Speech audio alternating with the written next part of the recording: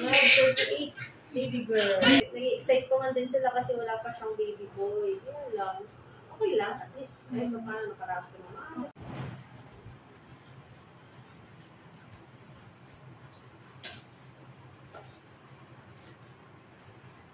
Kahit di mo na ibangon yung katawan mo.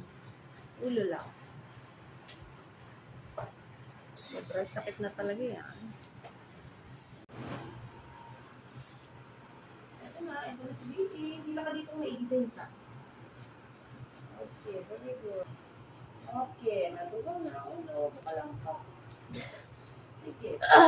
Bangon na ulo nito. Ay, ito na. Gusto niya. Sige. Anak nito. Galing ang nilay.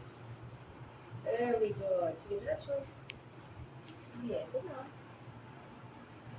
Okay, very good. Diretso mo yan. Diretso. Gustuhan mo nito.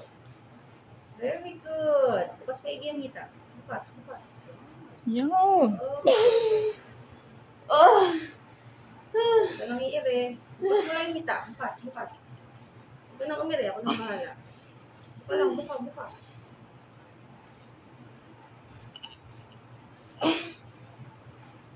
Oops. Ito nang umire.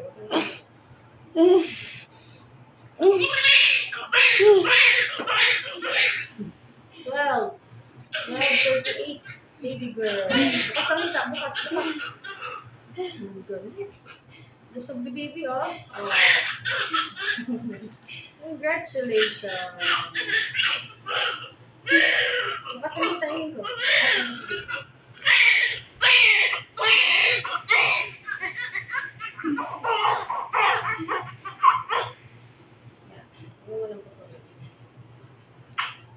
Lusog ni Beben.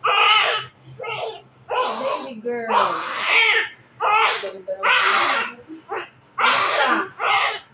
Bilis ka na anak. Anong din hirap? Hindi na ulo ni baby, oh. Hindi na kasing kahirap-hirap si mama. Bilog na bilog. Alam mo ka, cervix. So, ito pala si mommy. Ang sa kanyang ultrasound is baby boy. Pero, surprisingly, paglabas ng baby ay baby girl. Diba sa ultrasound mo, ilang bang ka nag-ultrasound? Ano po? 7 months na. Tapos lalaki talaga. As in 100% sila lalaki. Pero babae, may buhit. May talaga, hindi nagkamali.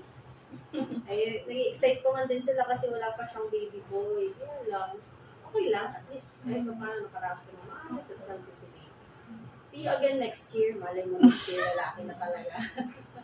Nagkamali ang ultrasound sa today. Pero okay lang. Thanks God.